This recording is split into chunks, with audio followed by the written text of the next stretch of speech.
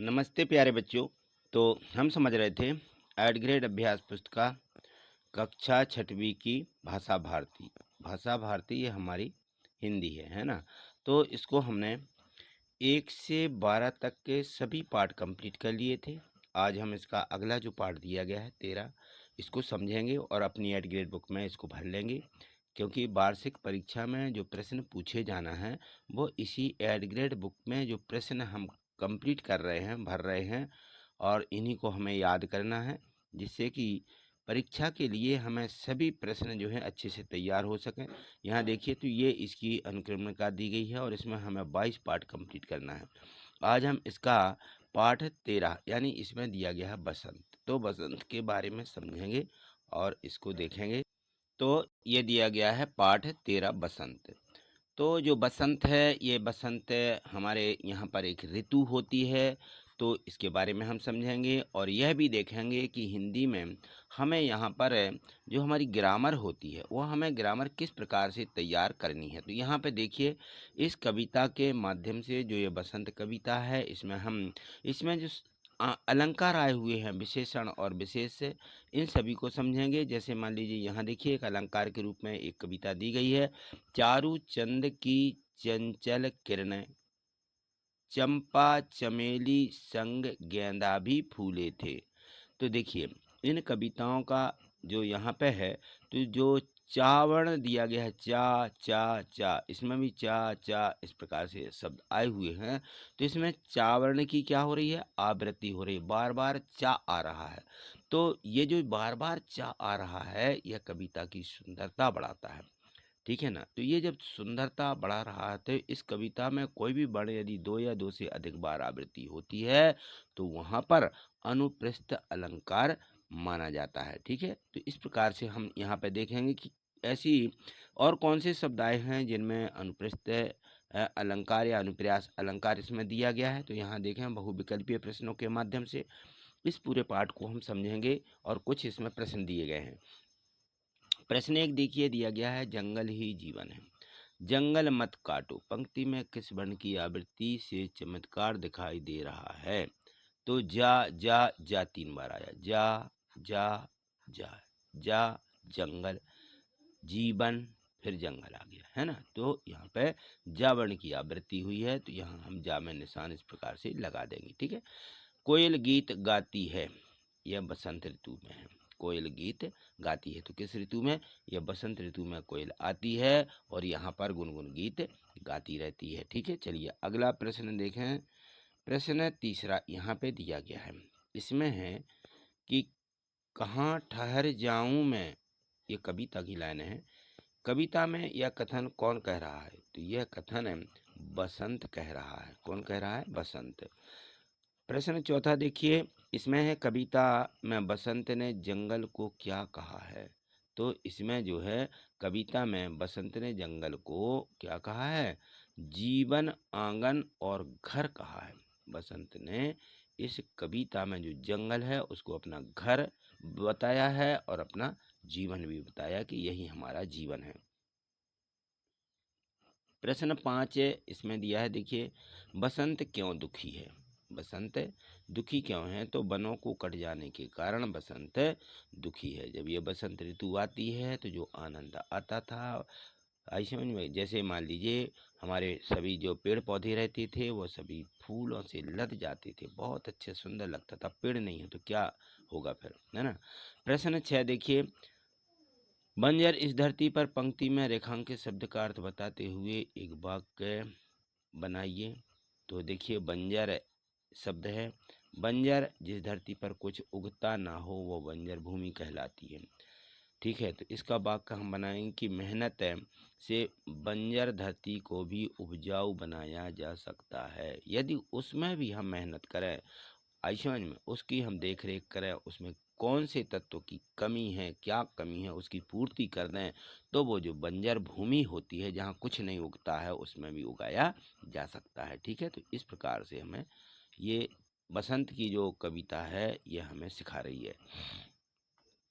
यहाँ देखिए, प्रश्न 7 है कि विशेषण शब्दों का प्रयोग करते हुए 2 वाक्य बनाएं और विशेषण शब्दों को रेखांकित भी करें। तो यहाँ देखिए, इसमें इस प्रकार से हम वाक्य बनाएंगे कि अमन बहुत मूर्ख लड़का है और राम बहुत बुद्धिमान लड़का है। तो विशेषण क्या आए हैं यहाँ पे देखें, तो यहाँ पे मूर्ख है, यहाँ अंडरलाइन करना है, और यहाँ बुद्धिमान, ठीक, इसको अंडरलाइन कर देना है। चलिए अगला प्रश्न 8वां देखिए। इसमें दिया गया है कि बसंत ऋतु के आगमन पर प्रकृति में क्या क्या परिवर्तन होता है, यह बताइए। तो देखिए, बसंत ऋतु के आने पर सर्दी कम हो जाती है और मौसम सुहावना हो जाता है। पेड़ों में नए पत्ते आने लगते हैं। आम के पेड़ जो हैं मोरों से लद जाते हैं और खेत सरसों के फूलों से भरे पीले पीले दिखाई देते हैं। तो हर जगह आप देखेंगे तो बहुत सुंदरता दिखाई देती है। कब? ये जब बसंत ऋतु आती है। देखिए प्रश्न 9वां दिया है, इसमें है कि अनुप्रास अलंकार के कोई 2 उदाहरण लिखिए। तो हमें इस प्रकार से लिख देना है अनुप्रास जो अलंकार है इसके उदाहरण। तो हम लिखेंगे, चारु चंद की चंचल किरणें, सुन सिय सत्य आशीष हमारी। अब देखिए इसमें चा वर्ण की क्या हुई है? आवृत्ति हुई है। इसी प्रकार से दूसरे उदाहरण में भी सा वर्ण की आवृत्ति बार बार हुई है, इसलिए यहाँ पे अनुप्रास अलंकार है। ठीक है। प्रश्न 10वां देखें, इसमें दिया गया था कि बसंत ऋतु के मोहक रूप को पुनः प्राप्त करने के लिए आप क्या क्या करेंगे। देखिए, तो हमारी पृथ्वी से पेड़ पौधे कट गए हैं, तो हम जंगलों को अब नहीं काटेंगे, हम पुनः पेड़ लगाएंगे और प्रकृति को नुकसान नहीं पहुंचाएंगे। तो हमारा जो बसंत है मोहक रूप है फिर से दे सकता है। ठीक है। चलिए अगला प्रश्न दिया गया है यहाँ पर, ये देखिए, इस कविता की पंक्तियों का भावार्थ अपने शब्दों में लिखिए। इसमें दिया गया था कि ये कविता थी, दुखी है मेरा मन कुछ तो दुख बांटो, जंगल ही जीवन है जंगल को मत काटो, मेरे घर आंगन को फिर से बसाओगे, बंजर इस धरती पर हरियाली लाओगे। तो देखिए ये जो पंक्तियाँ दी गई हैं ये क्या कह रही हैं? ये कह रही हैं, जो यहाँ पे पंक्ति दी गई हैं कि प्रस्तुत पंक्तियों में बसंत का मन बहुत दुखी है। बसंत क्या कह रहा है? बसंत कह रहा है कि हमारा मन दुखी है क्योंकि लोगों ने अपने आर्थिक और सामाजिक विकास के लिए जंगल रूपी बसंत का घर उजाड़ दिया है। अब बसंत कह रहा है, मैं तभी वापस आऊंगा जब तुम मेरा घर दोबारा बसाओगे और चारों तरफ हरियाली लाओगे। ठीक है। तो इस प्रकार ये पंक्तियां यहाँ पे बोल रही हैं।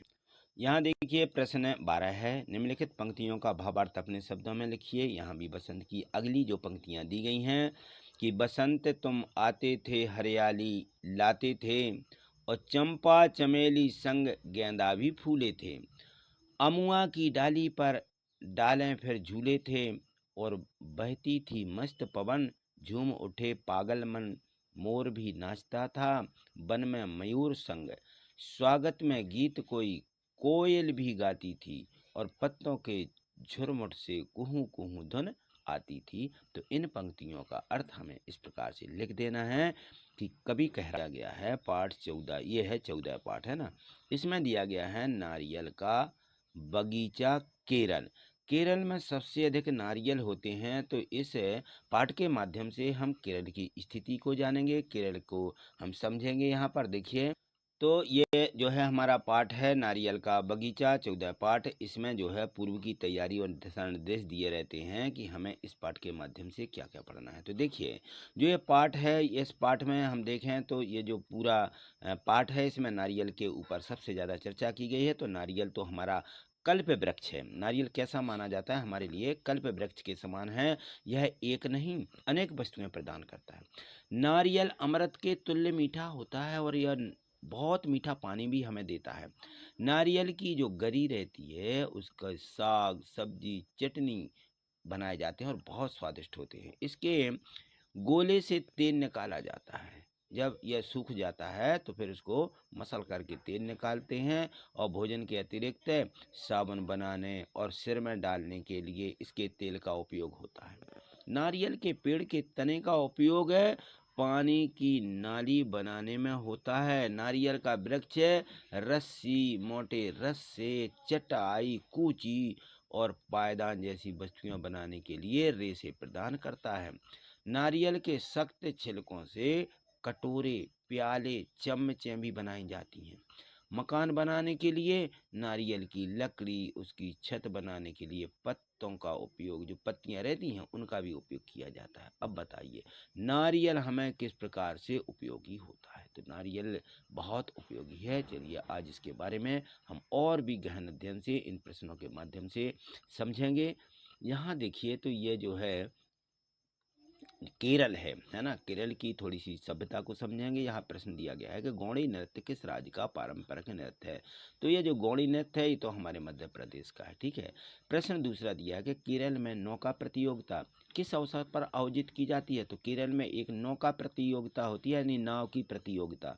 ठीक है। तो ये जब उनका ओणम आता है, एक पर्व है, उस पर्व में जैसे अपने यहाँ पर ये क्या आती है, बसंत भी आता है, इसमें भी बहुत से उत्सव होते हैं। और जैसे ही इसमें ये हमारी बसंत ऋतु प्रारंभ होती है और बसंत ऋतु में हम देखते हैं तो बहुत से बच्चे उत्सव के रूप में पतंगे उड़ाते हैं, है ना। ऐसे वहाँ का उत्सव होता है तो उसमें नौका चलाई जाती है, यानी नाव का खेल वहाँ पर होता है। ठीक है ना।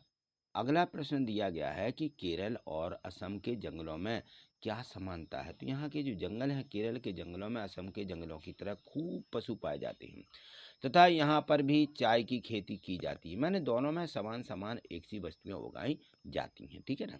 प्रश्न चौथा देखिए, चौथा प्रश्न दिया गया है। चौथे प्रश्न में है तो इसमें दिया है कि दक्षिण भारत के प्रिय भोजन कौन से हैं। तो दक्षिण भारत के जो भोजन हैं वह हैं चावल, रसम, सांभर, इडली, डोसा आदि। ये वहाँ के मुख्य जो है भोजन है, क्योंकि वहाँ पर जो है चावल ज़्यादा पैदा होता है, इसलिए ये रस्में वहाँ पे बनाई जाती हैं। प्रश्न 5 देखिए, केरल को भारत का नंदनवन क्यों कहते हैं। तो केरल की जो प्रकृति है वह सौंदर्यता के कारण भारत का नंदनवन कहा जाता है। किसको? केरल को। केरल को नंदनवन कहा जाता है। ठीक है ना। इस बात का विशेष ध्यान रखना, वहाँ की जो सौंदर्यता है बहुत अच्छी है। प्रश्न छठवां देखिए, इसमें दिया गया है कि केरल में लोग प्राय सफ़ेद कपड़े क्यों पहनते हैं। यहाँ पर ज़्यादातर लोग सफ़ेद कपड़े पहनते हैं। तो केरल की जलवायु गर्म होने के कारण वहाँ पर के लोग जो हैं प्राय सफ़ेद कपड़े ही पहनते हैं। क्यों? क्योंकि वहाँ की जलवायु गर्म है। ठीक है। तो ज़्यादा धूप होती है, तो हमारे यहाँ पर भी जब गर्मी पड़ने लगती है तो हम भी यहाँ पर सफ़ेद कपड़े पहनना शुरू कर देते हैं, है ना। लेकिन वहाँ हमेशा गर्मी ही रहती है। यहाँ देखें प्रश्न 7, नावों का उपयोग किन स्थानों के लिए सुगम होता है। तो जो नावें होती हैं वो पानी में चल सकती हैं। तो नाव का उपयोग पानी वाले स्थान जैसे नदी है, तालाब है, झीलें हैं, नहरें हैं, इनके लिए ये सुगम होता है। प्रश्न 8 देखिए, इसमें दिया गया है कि प्रश्न 8 में है कि कथकली, जो कथकली नृत्य है, इसके बारे में 3 वाक्य लिखिए। तो देखिए यहाँ पे कथकली केरल राज्य का प्रसिद्ध नृत्य है। कहाँ का नृत्य है? केरल का। और आज कथकली पूरे देश में प्रसिद्ध नृत्य है। ये जो नृत्य है पूरे देश में, कथक जो नृत्य है सभी लोग उसको करने लगे हैं। कथकली नृत्य में अनेक कथाओं को नृत्य में डाल दिया जाता है। तो इस प्रकार से ये जो है यहाँ पे कथकली की विशेषताएं हैं। प्रश्न 9 देखिए, इसमें दिया गया है कि भारत में पाए जाने वाले 5 मसालों के नाम लिखिए। भारत में कौन कौन से मसाले पाए जाते हैं। तो यहाँ पर काली मिर्च होती है, इलायची होती है, तेज पत्ता, लौंग, दालचीनी इत्यादि। ठीक है। लौंगो लिख दिए, लौंग लिख लिए, लौंग गाबस है इसमें लिख लें। ठीक है। और ओ की मात्रा काट दें, लौंग है ना, लौंग। लौंग, दालचीनी, दालचीनी एक वो रहती है पत्ता, तो उसे में हमें उसकी छाल रहती है एक पेड़ की, उसको दालचीनी कहा जाता है। प्रश्न 10वां देखिए, प्रश्न 10वां दिया गया है कि नारियल के वृक्ष के कोई 4 उपयोग लिखिए। तो नारियल के फल से सबसे पहले तो तेल निकाला जाता है। ठीक है ना। नारियल के तेल का हम उपयोग करते हैं बालों में डालने के लिए। हमने और भी उपयोग इसके पढ़े हैं कि रस्सी बनाने के लिए भी इसका उपयोग होता है, चटनी बनाने में जो इसकी गरी रहती है, मेवा के रूप में भी इसका उपयोग किया जाता है, हम मिठाई भी बना सकते हैं इसकी। यहाँ देखिए प्रश्न 11वां प्रश्न में दिया गया है कि सागौन, रबर, चंदन के वृक्ष के। दो दो उपयोग लिखिए। तो सागौन जो होता है, सागौन का उपयोग नाव निर्माण करते हैं, नाव बनाई जाती हैं, नौका। बाहरी निर्माण के लिए भी हम घरों में इसका बहुत ज़्यादा उपयोग करते हैं। जो सागौन होता है, सागौन की लकड़ी बहुत अच्छी मानी जाती है। दूसरा हम लिखेंगे कि सजावट का सामान बनाने के लिए इसका सागौन का उपयोग किया जाता है। जो रबर है, टायर बनाने में भी इसका उपयोग होता है। ठीक है, रबर का उपयोग कहाँ किया जाता है? ये टायर बनते ना, उससे रबर का ही उपयोग होता है। और सर्जरिकल ग्लोव्स भी बनाने में इसका उपयोग होता है। चंदन का सौंदर्य उत्पादन में और अगरबत्ती बनाने में चंदन का उपयोग किया जाता है। तो इस प्रकार हमें ये जो सागौन, रबर और चंदन दिए गए थे, इनके हमें दो दो क्या लिखना थे? उपयोग लिखना थे। तो इस प्रकार से आप इनको लिख लेंगे। चलिए प्रश्न 12वां देखिए। प्रश्न 12वें में दिया गया है कि आपने किसी एक यात्रा जो की हो उसका अनुभव यहाँ पे लिखिए, जहाँ पर भी आप गए हों। ठीक है ना? तो हम यहाँ पे जिस प्रकार से लिख देते हैं कि आज से लगभग 2 वर्ष पहले मैं कुल्लू मनाली गया था। वहाँ का मौसम बहुत ही मनभावक था और वहाँ की प्रकृति सौंदर्यता देखते ही बन रही थी। ऐसा लग रहा था मानो हम स्वर्ग में आ गए हों। ठीक है, बादल हमारे आसपास घूम रहे थे। हमने वहाँ 5 दिन गुजारे और फिर घर वापस आए। तो इस प्रकार से आप भी कोई एक ऐसी आपके सामने जहाँ की आपने यात्रा की हो उसको यहाँ पे लिख सकते हो। ठीक है, तो आज इतना ही। मिलते हैं। 22 पाठों को कंप्लीट करना है। ठीक है ना? तो अब हमारा ये पाठ है, आज हम देखेंगे पाठ 15। पाठ 15 में दिया गया है, ये है पाठ 15। इसमें दिया गया है दस्तक। दस्तक शब्द क्या होता है, इसके बारे में भी हम इस पाठ के माध्यम से समझेंगे। तो यहाँ देखिए जो पाठ दिया गया है, इस पाठ में ये दस्तक के रूप में दिया गया। यहाँ पे पाठ के पूर्व की कुछ तैयारी दी गई है, तो इसको आप ज़रूर एक बार पढ़ लें कि हमें इस पाठ के माध्यम से जो हमारी इसमें ग्रामर होती है, ग्रामर में हमें क्या क्या सीखना है। ठीक है ना? तो इसमें देखें छंद है, मुहावरे, अलंकार, वर्ण, आवृत्ति, तुकांत शब्द, इन शब्दों का यहाँ पर हमें प्रयोग करेंगे। और इसमें जो पाठ है इसमें आए हुए हैं, तो उन सभी प्रयोग कैसे कैसे प्रयोग करते हैं तो यहाँ पर हम समझेंगे। यहाँ देखिए प्रश्न 1 दिया गया है, कान पकड़ना मुहावरे का अर्थ है। कान पकड़ना माने क्या होता है भाई? जब कोई हमें परेशानी होती है ना? तो परेशान हो जाना, कान पकड़ना यानी परेशान हो जाना, इसका मतलब होता है। ठीक। प्रश्न 2 दिया है, शीला के मन में परिवर्तन कैसे हुआ था? तो शीला ने क्या किया था? तो शीला के सोनू के उपचार में उसने सहयोग के कारण शीला के मन में परिवर्तन हुआ था। ठीक है ना? ये हम यहाँ पे लिख देंगे। प्रश्न 3 देखिए, प्रश्न 3 दिया गया है कि दिए गए मुहावरों का वाक्यों में प्रयोग कीजिए। यहाँ पर मुहावरे दिए गए हैं, तिल का ताड़, राई का पहाड़, और दूसरा दिया है नाक में दम करना। ये 2 मुहावरे हैं, इनका अर्थ भी लिखना, वाक्य भी बनाना है। तो इस प्रकार से होगा, तिल का ताड़ जो होता है, तिल का ताड़, राई का पहाड़ बोलते ना, तो ये छोटी सी बात का बड़ा करके बोलना। ठीक है ना? वो होता है तिल का ताड़, राई का पहाड़। वाक्य है इसका कि राजेश ने छोटी सी बात को तिल का ताड़, राई का पहाड़ बना दिया। ठीक, इस प्रकार से लिख देंगे कि तिल का ताड़ बना दिया।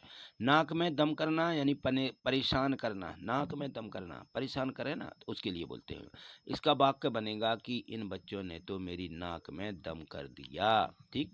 प्रश्न 4 देखिए दिया गया है, लेखक के त्रिवेंद्रम जाते ही उसके घर में कौन सी घटना घटी? तो जो लेखक है, त्रिवेंद्रम जाते समय उनका पुत्र मूर्छित होकर गिर जाता है। ठीक है, तो इस प्रकार से बहुत बड़ी घटना यहाँ पे लेखक के उसमें घट गई थी जीवन में। आइए प्रश्न 5वां देखते हैं। 5वां प्रश्न दिया गया है कि आज उनकी संपत्ति और वैभव कोई साथ नहीं दे रहे थे। लेखक ने यह कथन किसके बारे में कहा है? तो यह कथन लेखक ने हरि बाबू के लिए कहा था। प्रश्न 6वां देखिए, बालू का मैं शब्द का अर्थ लिख करके इनका वाक्यों में प्रयोग कीजिए। तो बालू का मैं माने रेत से भरे हुआ होना होता है, यानी जो बालू का मैं, बालू से भरे यानी रेत, बालू यानी रेत। तो वाक्य हो जाएगा कि यह ट्रैक्टर बालू का मैं है, यानी यह ट्रैक्टर रेत से भरा हुआ है। ठीक। प्रश्न 7वां देखिए, प्रश्न 7 में हमें है कि आहट प्रत्यय का प्रयोग करते हुए शब्द बनाइए। आहट, आहट माने बौखलाहट या घबराहट, इस प्रकार से 2 शब्द हो जाएंगे। ठीक है, आहट के मतलब होता है, इसमें क्या लगाना है? प्रत्यय लगाना था। आहट लगा करके बौखलाहट, लाहट, आहट हो गया। घबराहट, रा आ गया इसमें, आहट। ठीक है, इस प्रकार से दो शब्द हम इसके बना देंगे। प्रश्न 8वां देखिए, प्रश्न 8वें में दिया गया है कि कान पक जाना। जब कान पक जाता है तो इसका मुहावरा है ये, कान पक जाना। मुहावरे का अर्थ स्पष्ट करते ही इसका वाक्य बनाइए। तो कान पक जाना इसका अर्थ होता है एक बात को बार बार सुनकर परेशान हो जाना। जब कोई बात बार बार कहता है तो कहते मेरे तो कान पक गए, या सुनते सुनते कहते ना, तो इस प्रकार से इसका अर्थ होगा। और वाक्य को इस प्रकार से बनाएंगे कि यह गीत सुनकर मेरे कान पक गए, है ना, कहते हैं इसी प्रकार से। प्रश्न 9वां देखिए, शीला को होश आने पर वह दंग क्यों रह गई। अस्पताल में गरीब और अमीर सभी स्तर के सहयोग की भीड़ को देख करके शीला दंग रह गई। सभी प्रकार के वहाँ पर लोग उसको दिखे कि ये गरीब होते हैं, ये अमीर होते हैं, ठीक है, तो वह दंग रह गई कि दुनिया में इस प्रकार के लोग भी होते हैं। प्रश्न 10वां देखिए, इसमें दिया गया है कि कोलम बीच पर गणेश की माँ क्यों परेशान थी। तो जो कोलम है, क्योंकि वहाँ पर अपने बच्चों को अस्पताल ले जाना चाहती थी, लेकिन वहाँ कोई साधन नहीं था, इसलिए उसकी माँ जो थी वह परेशान थी। यहाँ पे देखिए प्रश्न 11 दिया कि शीला की नाक में दम होने का कारण बताइए।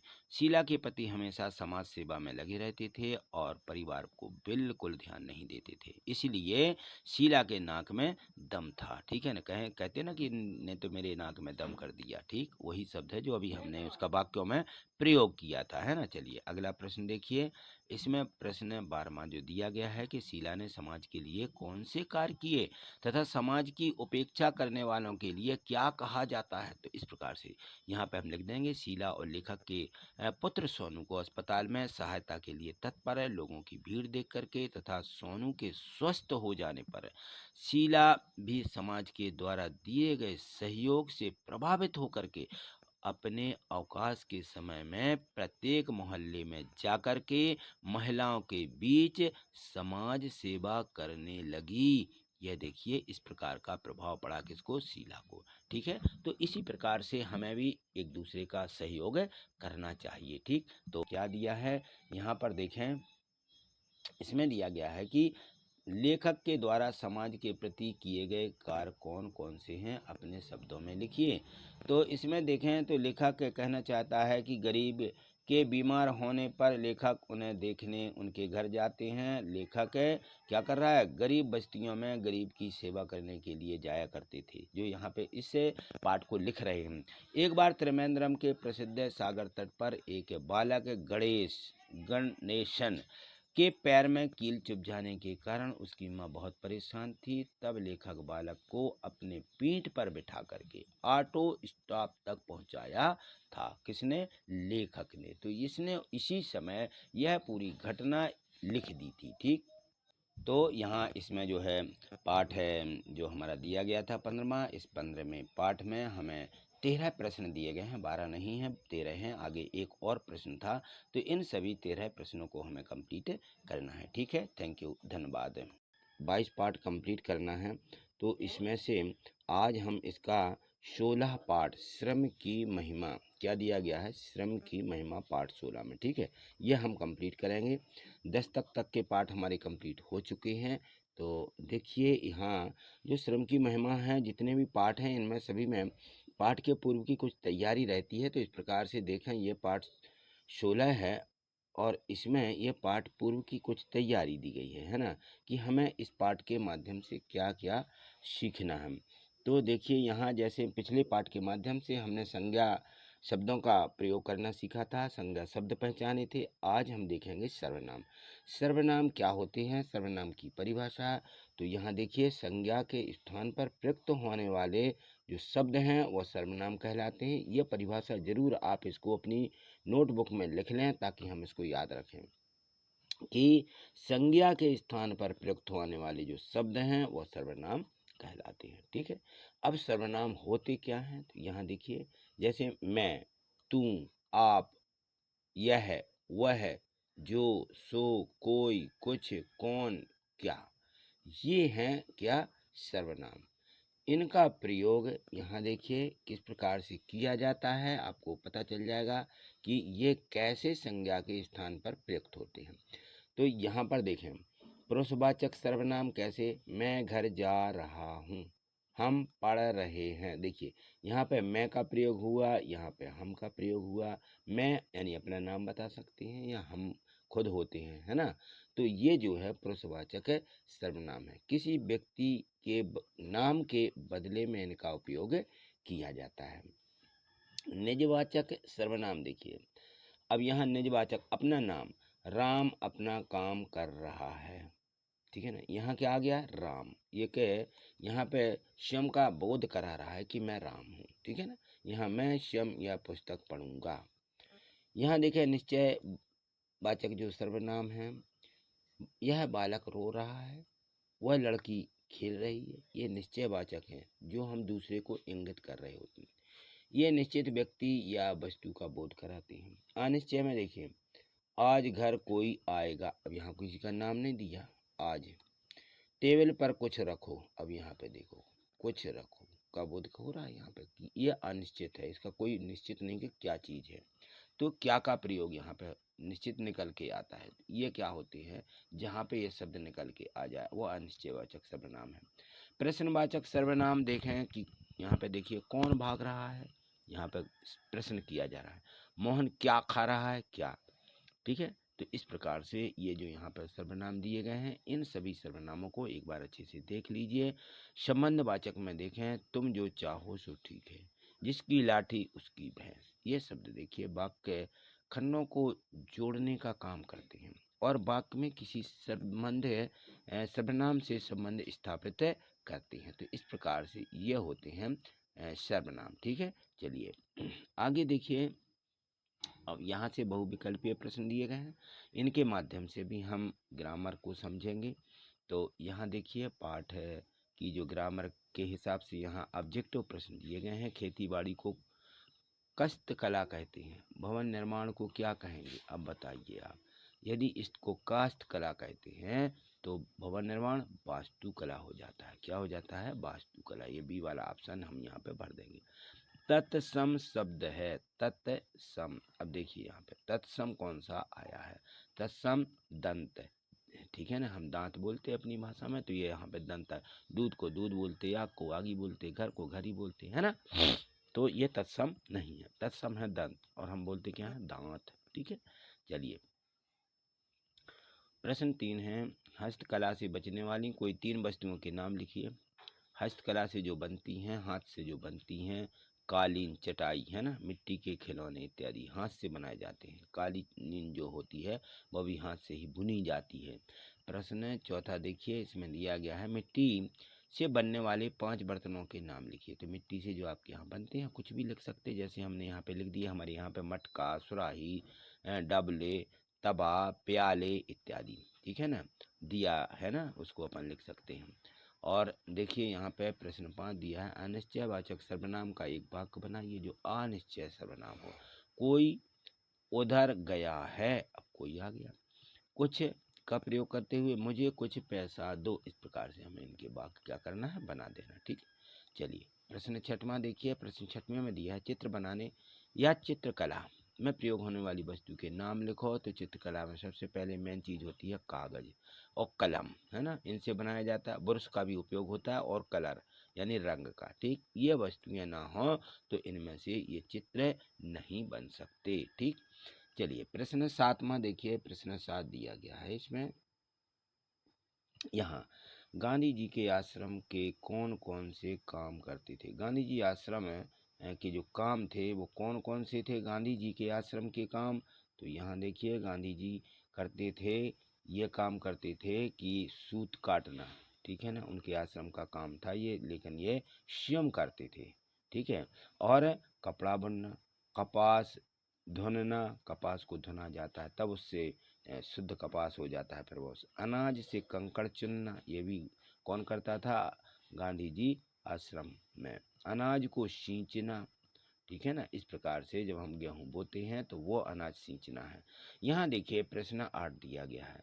प्रश्न 8 में है कि श्रम की तुलना पूजा से की गई है, बताइए कैसे। गांधी जी ने कहा है, गांधी जी अपनी लेखों में श्रम को पूजा के समान मानते थे, अतः श्रम की जो तुलना है वह पूजा से की गई है। जो ये श्रम मेहनत करते थे, लेख लिखे जाते थे, तो उनकी वो पूजा के रूप में रखते थे कि ये हमारी मेहनत है, ठीक है ना। उसको किस में रखा जा गया है, पूजा के रूप में उन्होंने माना है।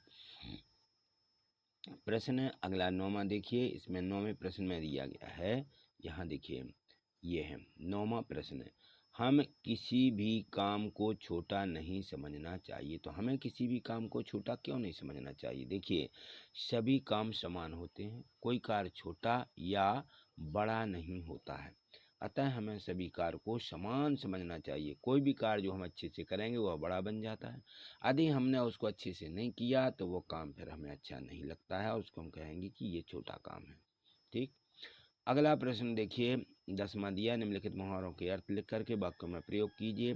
चक्की पीसना यानी कठोर परिश्रम करना, इसका अर्थ है। वाक्य बनाएंगे, वह कौन सी चक्की पीस रही है जो दुबली हो रही है, इस प्रकार से। कागज काले करना, कागज काले करना माने व्यर्थ काल लिख देना, गूद गाद देते ना। वाक्य बनाएंगे, अध्यापक ने बालक को कविता लिखने के लिए कहा तो वह कागज काला करने लगा, यानी उसको कूदने लगा। ठीक, इस प्रकार से अपन लोग लिख सकते हैं। यहाँ देखिए प्रश्न 11 दिया गया है, इसमें है कि खेती बाड़ी काश्त कला पर 10 वाक्य लिखिए। खेती बाड़ी पर, हर देश में खेती बाड़ी की महत्वपूर्ण भूमिका होती है।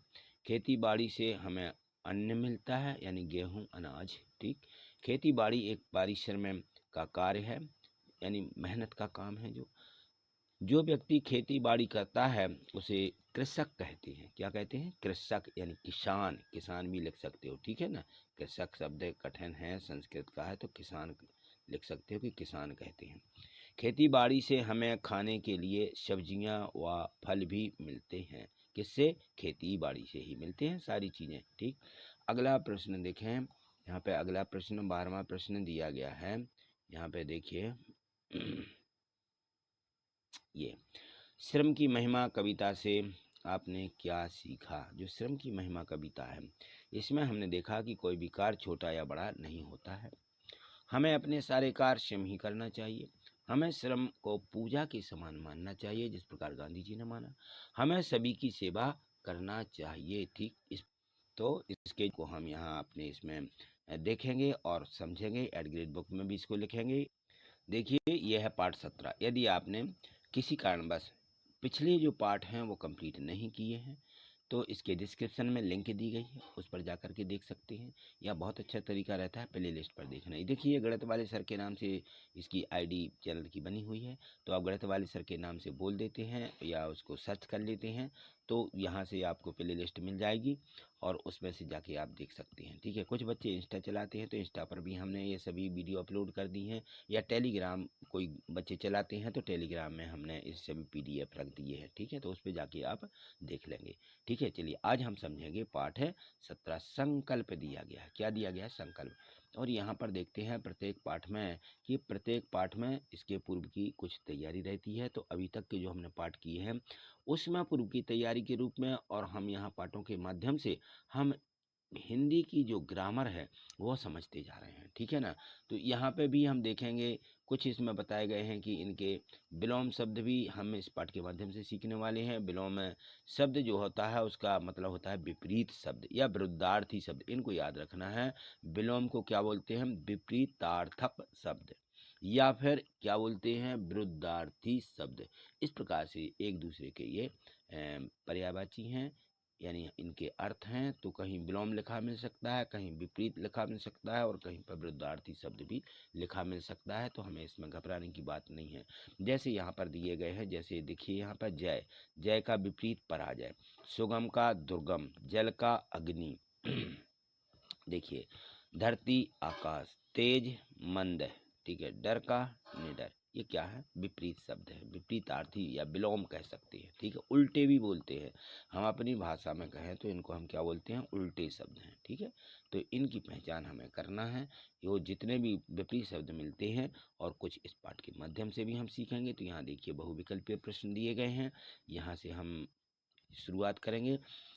प्रश्न दिया गया है इसमें कि बहुविकल्पीय प्रश्न यहाँ पे चुनना है। एक में दिया है विश्वास कम कब होता है। तो देखिए जब विश्वास कम होता है तो उस समय हमारे यहाँ पे बाधाएं आने लगती हैं या बाधाओं को हम गिनने लगते हैं, तो जो बाधाएं होती हैं वह विश्वास को कम करवा देती हैं कि अरे कोई विश्वास नहीं है, ये हमें कैसे हो गया भाई, हम तो उस देवी देवता की पूजा करते थे और यह हो गया। अब वो विश्वास धीरे धीरे खत्म होने लगता है। चलिए प्रश्न दूसरा देखिए, इसमें दिया गया है शब्द पर्वत का भिन्न अर्थ वाला शब्द बताइए। शब्द क्या दिया गया है? पर्वत। पर्वत का दूसरा क्या बोलते हैं उसके लिए? पर्वत को पाहन बोलते हैं, पत्थर पहाड़ बोलते हैं ना जिसको, है ना। तो और शब्द इसमें दिए गए हैं, तो यह है पाहन। पाहन यानी क्या होता है? पत्थर। पाहन यानी क्या होता है? पत्थर। और बाकी के ये विपरीत शब्द नहीं दिए थे, वही शब्द गिरी यानी पहाड़ ही होता है, और यहाँ पहाड़ लिखा हुआ है, पर्वत यानी पहाड़।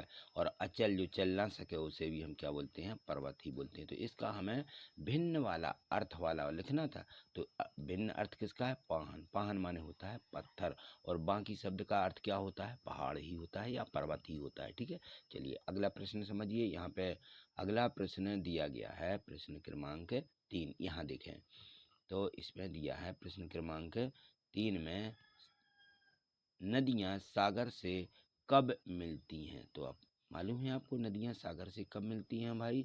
जब नदियाँ बिना थमे चलती हैं तो वह सागर से मिलती हैं। समझ लीजिए कि यदि पानी एक जगह नदियों में भरा हुआ है, रुका हुआ है, तो क्या वे सागर में मिलेंगी? नहीं। नदियाँ सागर में कब मिलेंगी? जब वो बहती हैं, ठीक है ना, तो वह सागर में मिलती हैं। ठीक है, थमे नहीं, वो थमना नहीं चाहिए, ठीक है ना, सागर में तभी मिल पाएंगी। यहाँ देखिए प्रश्न 4 दिया गया है, दुर्गम शब्द का विलोम शब्द है सुगम। सुगम का अर्थ लिखिए। सुगम का मतलब होता है आसान, ठीक है, और दुर्गम का मतलब होता है कठिन, ठीक है ना। तो इस प्रकार से दुर्गम शब्द का विलोम शब्द है सुगम। सुगम का मतलब लिखना था कि क्या होता है? सुगम का मतलब होता है आसान।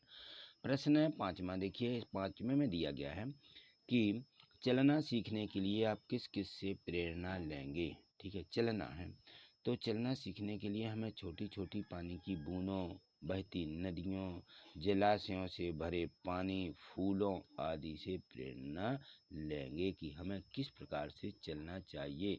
यानी जो बूंदें होती हैं वो गिरती ही रहती हैं, गिरती हैं ना, तब वो ज़मीन पर आ जाती हैं, गिरेंगी नहीं तो कहाँ कैसे आ जाएंगी। नदियाँ, नदियों में जल बहता ही रहता है, बहता ही रहता है, ठीक है ना। तो देखिए वो जा कर के सागर में मिल जाती हैं। इस प्रकार से हमें चलना, यानी चलते रहेंगे तो हम कहीं ना कहीं अपनी मंजिल पर पहुंच जाएंगे। जलाशय रहते हैं वो भरे रहते हैं, तो वो क्या कहीं पहुंचेंगे? नहीं। फूल एक जगह लगे रहते हैं, यदि उनको वो चल रहे होते तो वो कहीं ना कहीं पहुंच सकते थे। ठीक है, प्रश्न 6वां दिया है कि धरती क्या क्या सहती है? धरती देखिए सूर्य का ताप, खूब गर्मी सह लेती है, और पानी को भी सोखती है ना। तो ये 2 काम करती है धरती। आगे चलिए, अगला प्रश्न है प्रश्न 7वां। यहाँ देखें नदियों से हमें क्या प्रेरणा मिलती है? नदियाँ से हमें बिना रुके चलने की प्रेरणा मिलती है कि हमें चलते ही रहना चाहिए। प्रश्न 8 देखिए, कविता में से अनुप्रियास अलंकार वाली कोई 2 पंक्तियाँ लिखें। तो यहाँ देखें अनुप्रियास अलंकार किसमें?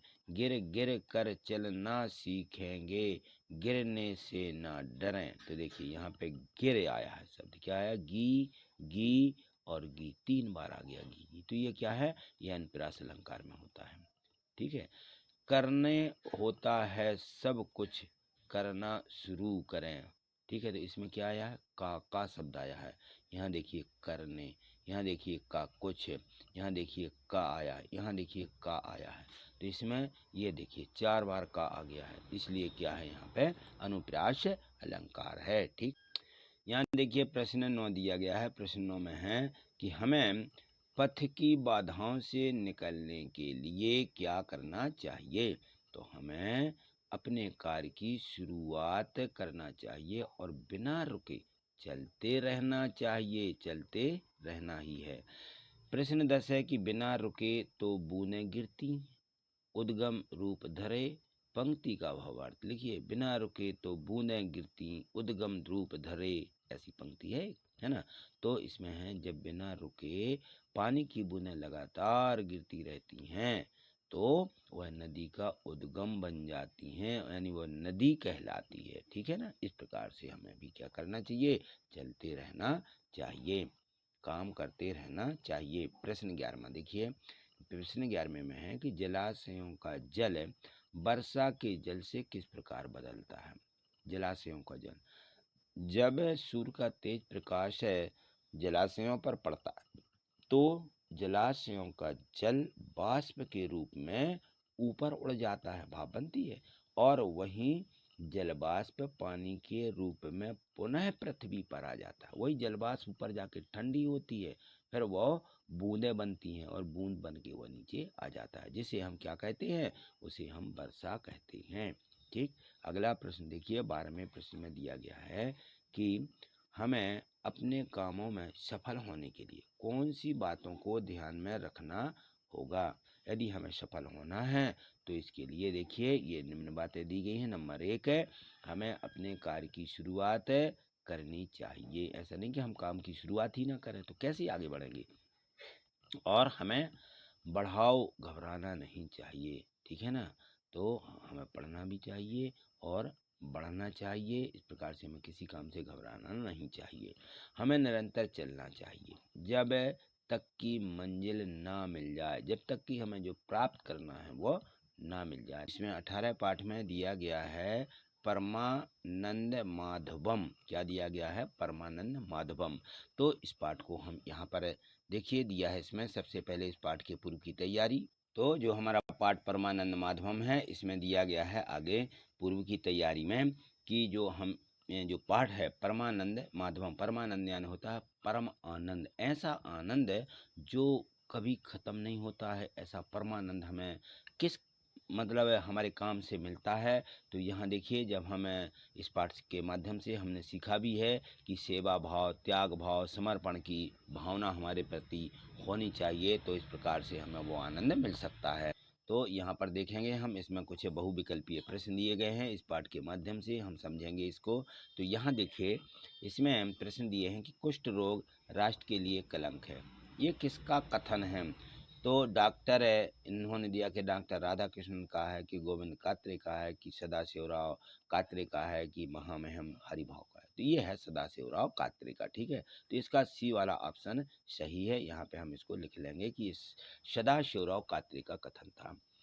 प्रश्न दूसरा देखिए, प्रश्न दूसरे में दिया है कि सदाशिवराव कात्रे द्वारा स्थापित कुष्ठ रोग सेवाश्रम स्थित कहाँ है? तो ये है बिलासपुर में। कहाँ पर? बिलासपुर में स्थित है। प्रश्न तीसरा देखिए, इसमें है कि जो सदाशिवराव हैं उनकी, सदाशिवराव की आंखों में आंसू क्यों आ गए थे? तो जब सदाशिवराव की पुत्री और दामाद उनसे मिलने आए तो उन्हें देख करके स्नेह से उनकी आंखें भर आई थी, ठीक है। तो प्रश्न 4 दिया गया है, निम्नलिखित शब्दों में से उपसर्ग अलग करके लिखिए, ठीक है। तो यहाँ पे दिया गया है उपचार, इकट्ठा दिया तो हम इसको अलग कर देंगे, उप को और धन लगा देंगे चार में, ठीक है। तो ये चार हो जाएगा, उप अलग कर दिया, ठीक। तो इस प्रकार से जो उपसर्ग था उसको अलग करना है। यहाँ देखिए इसमें अनुभव, तो अनु धन भाव, इस प्रकार से इसको हम अनु को क्या कर देंगे? अलग कर देंगे, ठीक। प्रश्न 5वां देखिए, इसमें है कि जर्जर कुटिया का दैदीप्यमान दीपक किसे कहा गया है? तो सदाशिवराव कात्रे जी को ही जर्जर कुटिया का दैदीप्यमान कहा गया है। प्रश्न 6वां देखो, प्रश्न 6वें में दिया है, इसमें है कि सदाशिव की मुस्कान और वाणी का क्या प्रभाव था? तो जो सदाशिव हैं उनकी मुस्कान और वाणी के माधुर्य ने अनेक प्रतिष्ठित लोगों की सेवा कार्य के लिए प्रेरित किया है। इस प्रकार से उनकी मुस्कान थी। सदाशिवराव ने पुत्री के को योग बनाने की क्यों ठानी कि हमारी पुत्री जो है योग्य बन जाए? तो वह यह सोचते थे कि कुष्ठ रोगी पिता की पुत्री का कौन वरण करेगा। उन्होंने सोचा मैं क्या हूँ, कुष्ठ रोगी हूँ, तो मेरी पुत्री की कोई शादी नहीं कर सकता है। अतः उन्होंने क्या किया, उनको अपनी पुत्री को पढ़ा लिखा करके अपने पैरों पर खड़ा करने के योग्य बनाना वो चाहते थे कि यह पढ़ लिख कर अपने पैरों पर खड़ी हो जाए, यानी कोई सर्विस नौकरी करने लगेगी तो इसकी शादी हो सकती है, ठीक है ना। तो इस प्रकार से ये था, इन्होंने बहुत, सदाशिवराव ने बहुत मेहनत की है कहना चाहिए। चलिए अगला प्रश्न देखिए, यहाँ पे प्रश्न 8वां दिया गया है कि सदाशिवराव जैसे 4 अन्य समाज सेवी पुरुषों के भी नाम बताइए। यहाँ पे तो सबसे पहले आता है महात्मा गांधी जी, शास्त्री, मदर टेरेसा, राजा राम मोहन राय और ईश्वर चंद्र विद्यासागर, इन्होंने ऐसे कार्य किए हैं जिस प्रकार से सदाशिवराव जी ने किए हैं। ठीक है। प्रश्न 9वां देखिए, दिया है सदाशिवराव कात्रे को परमानंद माधवम क्यों कहा जाने लगा। देखिए, इनको कहा गया परमानंद माधवम, तो वो स्वयं तमाम कष्टों को भोगते हुए उनकी समाज सेवा के कारण उन्हें परमानंद माधवन कहा गया। माँ लिख लीजिए, परमानंद माधवम, माँ है, परमानंद माधवम कहा गया है। ठीक, चलिए अगला प्रश्न है, आगे देखिए। तो इसका 10वां प्रश्न दिया गया है, इसमें हम निम्नलिखित शब्दों को जोड़ करके नवीन शब्द बनाइए। तो यहाँ पे शब्द जोड़ना है, देह, धन, अवसान, तो हम इकट्ठा जोड़ देंगे, देहावसान। ठीक, विवाह उपरांत, विवाहोपरांत ऐसा बोलेंगे, अल्प आयु, अल्पायु। ठीक, ये हमारा इकट्ठा शब्द बन जाता है। तो ये इसमें क्या थे, ये इस प्रकार से उपसर्ग लगे हुए थे। चलिए अगला प्रश्न देखिए, यहाँ पर प्रश्न 11वां दिया गया है और यहाँ पर मत धन अवलंबी, तो इसको भी हम इकट्ठा कर देंगे, इसको भी जोड़ लेंगे तो हो जाएगा मतावलंबी। ठीक है। अब देखिए प्रश्न 11, कुष्ठ रोगियों को किन किन परेशानियों का सामना करना पड़ता है, अपने शब्दों में लिखिए। कुष्ठ रोगी बहुत ही कष्ट भोगते हैं। तो कुष्ठ रोगी जो होते हैं उनको देखिए, कुछ रोगियों का शरीर जर्जर हो जाता है, कुछ रोगियों का साथ उनके अपने भी पिछड़ जाते हैं और कुछ रोगियों का मनोबल बिल्कुल टूट जाता है। कुष्ठ रोगी बहुत कष्ट भोगता है, इसलिए कुष्ठ रोग को जो है अब अपने देश से ख़त्म किया जा रहा है, इसके टीके लगाए जा रहे हैं। ठीक है ना, पहले ही से कुष्ठ रोग के टीके लगने लगे, जिससे ये बीमारी धीरे धीरे अब नहीं हो रही है, देखने को भी नहीं मिल रही है ना। तो इस पर बहुत ज़्यादा रिसर्च करके इसकी दवा बनाई गई। चलिए प्रश्न 12वां देखिए, इसमें दिया गया है कि कुष्ठ रोगियों के प्रति सदाशिवराव द्वारा किए गए कार्यों का वर्णन। अब देखिए इन्होंने क्या काम किए हैं कुष्ठ रोगियों के प्रति सदाशिवराव द्वारा, ये देखिए निम्न कार्य किए गए। नंबर 1, सदाशिवराव कात्रे जो थे उन्होंने क्या किया, कुष्ठ रोगियों के इलाज हेतु एक आश्रम की स्थापना की। अब बताइए, बहुत बड़ा काम किया इन्होंने कि एक सीधा क्या बना दिया, आश्रम। ठीक है, कि यहाँ रहेंगे और वह आश्रम के प्रबंधन के लिए स्वयं चंदा करने जाते थे कि भाई यहाँ पर रोगी जो हैं यहाँ रहेंगे तो इनके खाने पीने की व्यवस्था और इनके इलाज की भी व्यवस्था, सारी चीज़ें की व्यवस्था यहाँ वो आश्रम में करते थे। और यहाँ पर देखिए वह आश्रम में कुष्ठ रोगियों के मनोबल को बढ़ाने का कार्य भी करते थे, उनको मनोबल नहीं टूटने देते थे। तो इस प्रकार से वहाँ वो कुष्ठ रोगियों के सामने बातें करते थे, उनको समझाते थे। तो इस प्रकार से उन्होंने क्या किया है, बहुत अधिक समाज सेवा की है। ठीक है, तो इसमें जो प्रश्न 12 दिए गए थे ये कंप्लीट हो गए हैं, आपने समझ भी लिए हैं। अपनी एडग्रेड बुक में अब इनको लिख लें और आपने लिख लिए हैं तो इनको 1-2 बार वीडियो को प्ले करके अच्छे से समझ लीजिए, जिससे कि ये सभी प्रश्न हमें याद रहें। ठीक है, तो आज इतना ही, मिलता पाठ समझेंगे। और 19वें पाठ में दिया गया है खूनी हस्ताक्षर, तो ये पाठ जो दिया गया है इसको यहाँ देखिए, आइए देखिए, ये दिया गया है पाठ 19 और इसमें है खूनी हस्ताक्षर। तो इस पाठ के पूर्व की कुछ तैयारी दी गई है, निर्देश दिए गए हैं कि इस पाठ के माध्यम से हमें क्या क्या सीखना है, हमें क्या सीखना चाहिए इसे हिंदी में। ठीक है ना, तो यहाँ पे देखिए कुछ यहाँ पे शाश्वर वाचन जो बच्चे करते हैं उनको किस प्रकार से गलतियाँ करते हैं वो गलती ना हो। तो इसमें जो है हम देखें तो कविता में जो यहाँ पे दी गई है, तो इसमें देखिए रा की रेफ के रूप में हम इसका देखेंगे कि रा की रेफ बहुत जगह गलती हो जाती है, हम रा पूरा बना देते हैं तो वहाँ शब्द गलत हो जाता है। ये जो रेफ रहती है इस रेफ को यहाँ पे समझा गया है। धर्म, कर्म, ठीक है ना, द्रव, ग्रह, राष्ट्र, देखिए इस प्रकार से शब्द हैं ये। तो ये शब्दों में रा की ध्वनि का उच्चारण जो होता है ऐसे कर्म आधा रा समझ में आने लगता है, तो ये रा की रेप कहलाती है। ठीक है ना, तो इस प्रकार से यहाँ पे बहुत से शब्द हमें मिलेंगे तो उनको हम पढ़ेंगे और इनको रा की रेप कहाँ कैसी किस प्रकार से लगाई जानी है तो उसको यहाँ देखिए किस प्रकार से ये लगती है। देखिए एक तो ये दिया गया है कि नीचे राष्ट्र, राष्ट्र में देखिए ये यहाँ पे ये लगी हुई है रेप, पूर्ण रा की ही रा का ही संकेत है ये। किंतु वर्ण में गोलाई के रूप होने से संकेत द्वारा इस प्रकार से इसको प्रयुक्त किया गया है। यहाँ पे देखिए इसका ये चिन्ह रहता है ना। और कुछ शब्दों में र रहती है, देखिए ये मात्रा के रूप में भी इसकी ध्वनि का उच्चारण होता है ना। और आपने देखा होगा तो इस प्रकार से इनकी आप कहीं कहीं पे ऐसा ये रेफ नहीं है, ये आधा गा रहता है और रा, ये दो अक्षरों का मेल रहता है, इसमें गा आधा रहेगा, रा पूरा रहेगा, तो इस प्रकार से ये रेफ नहीं होती। ठीक, चलिए आगे देखें तो प्रश्न इसमें दिए गए हैं।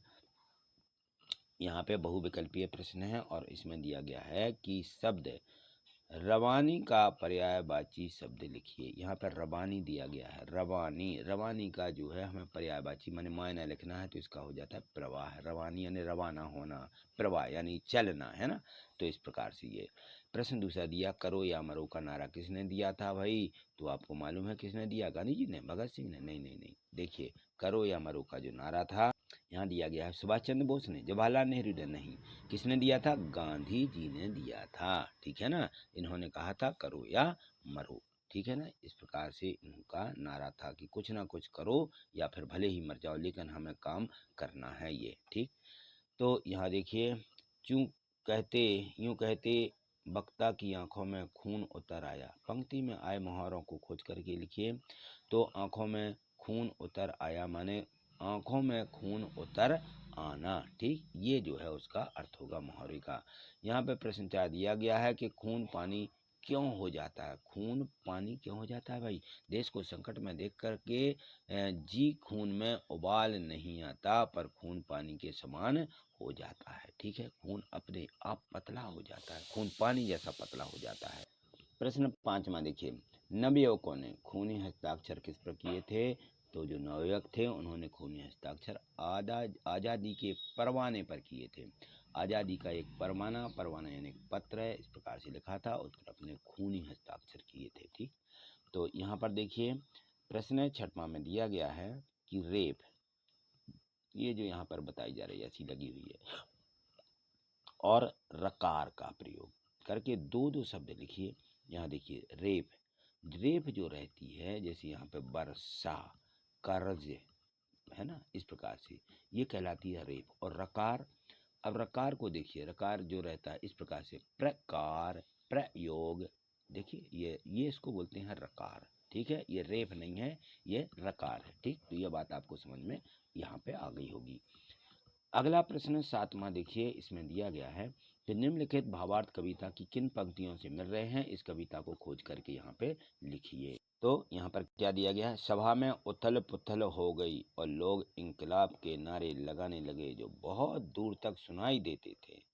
तो हो गई सभा में उथल पुथल, सीने में दिल न समाते थे, स्वर इंकलाब के नारों के कोसों तक छाए जाते थे। तो इस प्रकार से वो पंक्तियां थी। ठीक है, चलिए अगला प्रश्न देखिए। प्रश्न आठवां दिया है कि निम्नलिखित शब्दों के पर्यायवाची शब्द लिख करके वाक्य में प्रयोग कीजिए।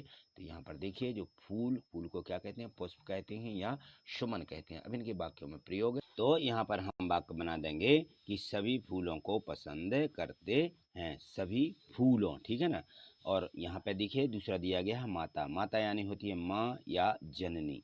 ठीक है ना, तो माता का हम वाक्य बनाएंगे, माता अपने बच्चों को सर्वाधिक स्नेह करती है। प्रश्न नौवां देखिए, आज़ादी के चरणों में शीशों के फूल चढ़ाने से कवि का क्या आशा है कि शीश चढ़ाइए। देश की आज़ादी के लिए अपना बलिदान देने से है कि अपना बलिदान भले ही चला माने दे दें, हम बलिदान हो जाएं, लेकिन हमें क्या करना है? आज़ादी दिलाना है। प्रश्न 10वां देखिए, इसमें दिया गया है प्रश्न 10वें में कि सुभाष चंद्र बोस के आह्वान पर का ये नवयुवकों पर जो प्रभाव पड़ा उसे अपने शब्दों में लिखिए। तो जो नवयुवक थे, जो नए यानी कहना चाहिए जो लड़के थे, सुभाष चंद्र बोस की आह्वान पर सभी नवयुवक देश के खातिर अपना बलिदान देने के लिए तैयार हो गए। सभी जो हमारे देश के नवयुवक थे वो बिल्कुल तैयार हो गए थे। यहाँ देखिए प्रश्न 11 में से दीर्घोत्तरीय प्रश्न है। इसमें दिया गया है कि निम्नलिखित पंक्तियों का भावार्थ अपने शब्दों में लिखिए। यहाँ पे देखिए जो पंक्तियाँ दी गई हैं इनका अर्थ है, यहाँ पे समझिएगा। आज़ादी का संग्राम कहीं पैसे पर खेला जाता है, यह शीश कटाने का सौदा नंगे सर झेला जाता है। आज़ादी का इतिहास कहीं काली स्याही लिख पाती है। और दिया गया है कि इसके लिखने के लिए खून की नदी बहाई जाती है। तो अब देखिए ये जो भावार्थ है इसका, ये बहुत ही कड़वी बात कही जा रही थी हमारे देश के लिए।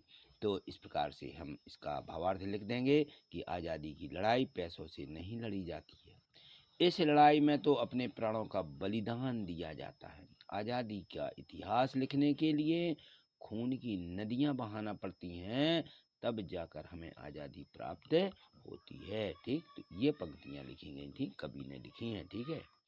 प्रश्न 12वां देखिए, खूनी हस्ताक्षर कविता में नवयुवकों से किन किन कार्यों को करने की अपेक्षा की गई है। तो खूनी हस्ताक्षर कविता में नवयुवकों से देखिए क्या अपेक्षाएं की गई। यहाँ पे देश की आज़ादी के लिए अपने शीश चढ़ाने की अपेक्षा की गई है। 2, देश के खातिर अपना सब कुछ निछावर करने की अपेक्षा की गई है। और आज़ादी के परवाने पर खूनी हस्ताक्षर करने की भी अपेक्षा की गई है। ठीक है। तो ये जो प्रश्न बार तक दिए गए थे ये हमने भी अच्छे से समझे हैं। तो आप निश्चित ही यदि आपने समझे हैं, वीडियो को प्ले करके समझे हैं तो आपको समझ में आ गए होंगे। और आपने यदि वीडियो रोक करके लिखे हैं तो आपको समझ में नहीं आएंगे, आपने लिख भी लिए हैं। यदि आप वीडियो प्ले करते हैं तो आपको सभी प्रश्न याद भी हो जाएंगे। ठीक है ना। तो समझ करके ही हमें लिखना है, क्योंकि वार्षिक परीक्षा की तैयारी हम अभी से तैयारी करेंगे तभी तो हम परीक्षा में पास हो पाएंगे। ठीक है। तो आज इतना ही नका दी गई है। तो यहाँ देखें, इसमें हमें पार्ट 20 में दिया गया है रुपये की आत्मकथा। रुपये की आत्मकथा और इसके पूर्व कुछ पाठ की तैयारी है, तो इसे समझिए। तो जो पाठ हमें यहाँ पे 20 दिया गया है, इस पाठ 20 में है रुपये की आत्मकथा, इसके पाठ के पूर्व की तैयारी है। और इसमें देखें तो इसमें जो यहाँ पे देखिए मुद्राएं यहाँ पे बनाई गई हैं, किस देश की क्या मुद्रा है। तो यहाँ पर देखिए आप समझ पा रहे होंगे। यहाँ पे देखें तो ये दी गई है भारत यानी अमेरिकी मुद्रा है डॉलर, ये डॉलर है। ये ब्रिटेन की पाउंड, ये इस प्रकार का चिन्ह रहेगा। यूरोपीय संघ, इसकी मुद्रा है यूरो। या और जापानी क्षेत्र, जापानी की मुद्रा है ये। ठीक है ना, एन बोलते हैं इसको। और भारत की मुद्रा तो आपने देखी होगी, ये भारतीय मुद्रा है यहाँ पे। ठीक है ना, उसके प्रतीक चिन्ह बने हुए हैं। तो इस पे रुपयों को इस प्रकार से बनाया गया है, इसके चिन्ह को। और यहाँ देखिए इस जो हमारे नोट चलते हैं कागज वाले, उसमें इस प्रकार से गांधी जी की मूर्ति बनी रहती है। और सिक्के, सिक्के में इस प्रकार से ये देखिए भीतर है, अंदर एक पीतल का अलग से गोलाकृति का एक वो बना रहता है 10 के रुपये में। इसी प्रकार 5 के सिक्के भी सीधे सीधे होते हैं। तो ये मुद्रा होती है हमारे भारत की। तो आज हम इसके बारे में समझेंगे। और यहाँ देखिए इसके बहुविकल्पीय प्रश्न दिए गए और उन प्रश्नों के माध्यम से हम समझेंगे कि रुपया जो होता है क्या होता है। ठीक है ना। तो यहाँ देखिए, यहाँ शेर शाह सूरी के कार्यकाल में सोने के सिक्के कहा जाता था, चलते थे, बोलते हैं कि चलते थे। तो सोने के जो सिक्के हैं और सूर्यकाल में सोने के सिक्के क्या कहलाते, उनको मोहर बोला जाता था। क्या बोला जाता था, मोहर। कहते हैं ना, अभी मोहरें चल रही हैं, है ना। अब किसी किसी के घर में मोहर होगी भी। तो इस प्रकार से उस समय उनके काल में मोहर बोला जाता था। और वो जो है उनके समय में सोने के सिक्के चलते थे। अब तो हमारी यहाँ पर कागज के इसके पीतल के और कहना चाहिए सिल्वर के भी चले हैं, है ना। अब तो थोड़े से पीतल के चलने लगे हैं, 5 के और 10 के सिक्के। चलिए, प्रश्न दूसरा दिया गया है कि ब्रिटेन की मुद्रा का प्रतीक चिन्ह। तो ब्रिटेन की मुद्रा हमने देखी है, यह ब्रिटेन की मुद्रा का चिन्ह है। ठीक है, उसको हमें यहाँ पे लिखना है। चलिए आगे देखिए, प्रश्न तीसरा दिया गया है। प्रश्न तीसरे में है कि जब रुपया प्रचलन में नहीं था तब लेन देन कैसे होता था। तो वो वस्तु विनिमय प्रणाली कहलाती थी। वस्तु का लेन देन यहाँ रख दो, हमारे पास ये रख दो, इस प्रकार से, है ना। तो वो वस्तु का लेन देन के हिसाब से वो लेन देन पहले होता था। प्रश्न चौथा देखिए, इसमें है कि वर्तमान में आपके पास नगद रुपया नहीं हो तो आप स्कूल बस का शुल्क किस माध्यम से चुकाएंगे। तो देखिए, वर्तमान में स्कूल बस का शुल्क रुपया ना होने पर वस्तु दे करके चुकाऊंगा। ठीक है, कोई वस्तुएं दे देते हैं और फिर वो हमारी उसमें उतने रुपए की होती हैं, तो वो हमारी फीस से चुक जाती है। ठीक। प्रश्न 5वां ये दिया गया कि भारतीय रुपयों का प्रतीक चिन्ह है। ये देखिए भारतीय रुपयों का ये ऐसा बना हुआ है इस प्रकार से। ये किस लिपि से लिया गया है? तो यह लिपि होती है अपनी जो यहाँ की देवनागरी लिपि है, तो ये देवनागरी लिपि से इस चिन्ह को लिया गया है। ठीक है। प्रश्न छठवां देखिए, प्रश्न छठवां में है कि वैदिक युग में सिक्के को किस नाम से जाना जाता था? वैदिक युग जो चल रहा था, पहले वैदिक युग था, तो उसमें किस नाम से जाना जाता था हमारे यहाँ पर सिक्के को? तो सिक्के को देखिए यहाँ पे हम लिख देंगे कि उसका नाम था वैदिक युग में सिक्के को क्या? रुत्यकम नाम से जाना जाता था। क्या नाम था? रुत्यकम। क्या नाम था? रुत्यकम। इसको हमें याद रखना है कि जो वैदिक युग था उसमें रुत्यकम नाम से हमारे पैसे को या सिक्के को जाना जाता था। प्रश्न 7 देखिए, प्रश्न 7 में दिया गया है कि पाठ में आई कहावत को खोज करके लिखिए। जो कहावत आई है, तो यहाँ पे कहावत आई है 16 आने सच। 16 आने सच, सच होता है 16 आने।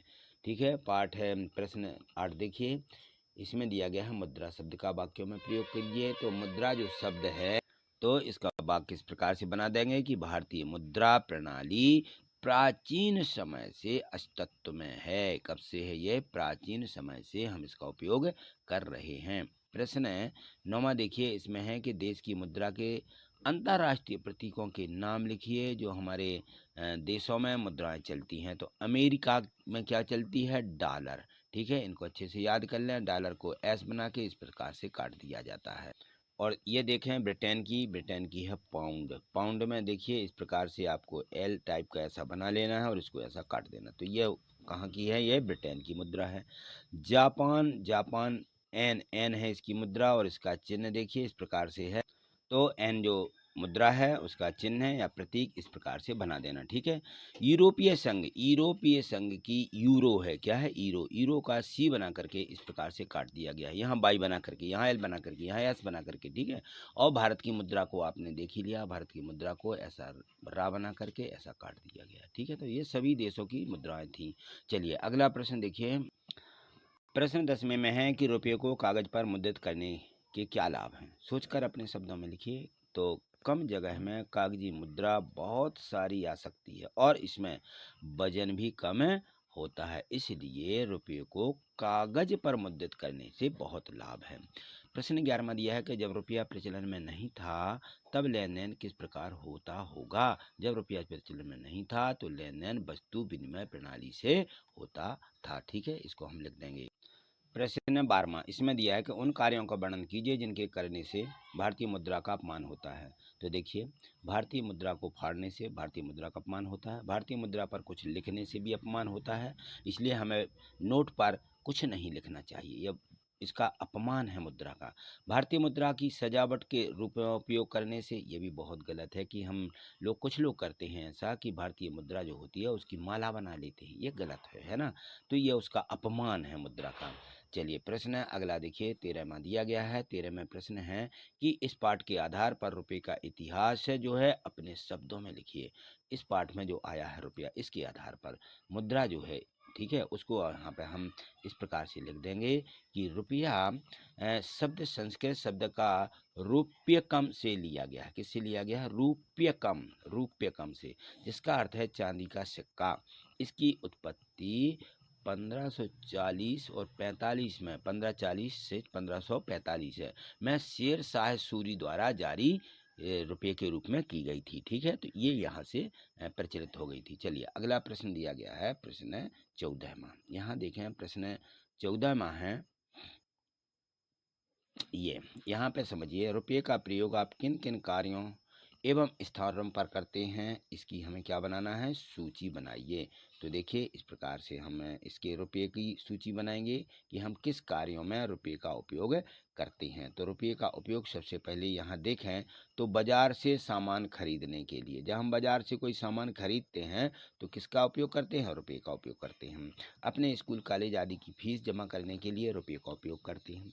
ऑटो रिक्शा, बस बस लिखिए वसूल गया। बस आदि का किराया देने में भी हम किसका उपयोग करते हैं? रुपये का। इलाज कराने के लिए जब हम जाते हैं तो पैसा लगते हैं, उसके लिए ही हम रुपया का ही उपयोग करते हैं। ठीक है, तो ये इसमें प्रश्न 1 से 14 तक दिए गए थे। तो ये सभी प्रश्न 14 प्रश्न हमें अपनी कंप्लीट करना है। इसे एड ग्रेड बुक में भी लिख लेना है। प्रत्येक प्रश्न की वीडियो को प्ले करके समझना है, जिससे कि आपको प्रत्येक प्रश्न अच्छे से समझ में आ जाए और याद भी हो जाए। ठीक है, तो दिया गया है मेरी माँ। ठीक है, ये 21 पार्ट दिया गया है, इसमें है मेरी माँ।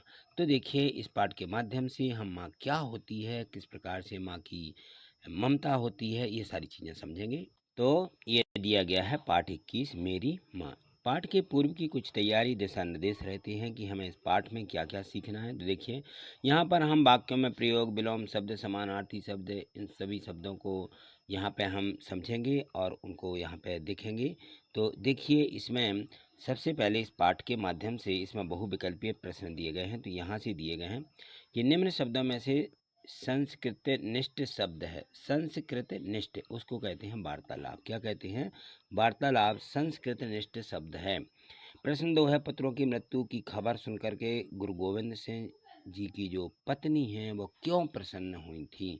अब देखिए पुत्र उनका खत्म हो गया था और उनकी जो पत्नी थी गुरु गोविंद की, वो अपने पुत्र के मृत्यु हो जाने पर भी वो बहुत प्रसन्न थी। क्यों? देखिए यहाँ पे धर्म रक्षार्थ अपने पुत्रों के बलिदान होने पर, तो इनका जो पुत्र था वह धर्म की रक्षा के लिए बलिदान हो गया था, इसलिए उनकी माँ बहुत प्रसन्न थी कि हमारा बच्चा जो है देश के काम आया। इस प्रकार से था। प्रश्न तीसरा दिया गया कि प्रत्यय जोड़ करके नए शब्द बनाइए। तो इसमें देखिए प्रत्यय इस प्रकार से जोड़ना है। यहाँ पे देखा शब्द दिया, प्रत्यय दिया और यहाँ पे नया शब्द लिखना है। जैसे इन्होंने उदाहरण के रूप में समझाया है कि सजाना और यहाँ पे आवट लिखा हुआ है, तो दोनों को मिला करके प्रत्यय, ये प्रत्यय है, इसको सजाना में जोड़ देंगे तो क्या हो जाएगा? तो बन जाता है सजावट। ठीक, इसी प्रकार से यहाँ देखिए बनाना, बनाना में आवट जोड़ेंगे तो क्या हो जाएगा? बनावट। ठीक, आगे देखिए यहाँ देखिए इसमें दिया है पानी और यहाँ पे है वाला प्रत्यय जोड़ना है, तो सीधा सीधा पानी वाला। दया और लू प्रत्यय दयालु हो जाता है। टकराना और आहट लिखा है तो टकराहट, क्या हो जाएगा? टकराहट। सम्मान इत लिखा है तो सम्मानित। ठीक है ना, इस प्रकार से बनाना है। दर्शन का ये लगाना है प्रत्यय, तो दर्शनीय। ठीक, इस प्रकार से हम इसको लिखेंगे।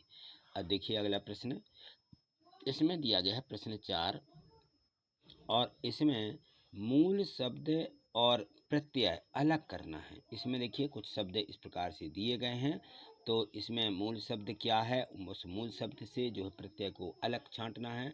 यहाँ देखिए इस प्रकार से दिए गए हैं, जैसे पुष्पित बताया गया, पुष्पित का पुष्प और इसमें इत अलग कर दिया। ठीक है, तो इसी प्रकार से हमें सभी के करना है। तो जैसे प्रभुत्व दिया है, प्रभुत धन आओ हो जाएगा। ठीक है, सजा और यहाँ पे बट अलग होना, तो सजाना धन आवट, सजावट होता है। मुस्कुराहट में मुस्कुरा धन आहट, टा लिखिए, यहाँ पर रा गलत लिखा है, टा। ठीक है ना, यहाँ पे टा लिखना है, मुस्कुराहट। फेरी और वाला, तो फेरी और धन में वाला, यहाँ धन लगा लीजिए इस प्रकार से, धन फेरी वाला। ठीक, यह हो जाते हैं इनके प्रत्यय अलग कर दिए। अगला प्रश्न दिया गया है प्रश्न 5। प्रश्न 5 में है कि पाठ में आए 2 विदेशी शब्दों को खोज करके लिखें। तो इस पाठ में आया है वकालतनामा और खारिज, ये विदेशी शब्द हैं, वकालतनामा और खारिज। ठीक है, ये 2 शब्द कैसे हैं?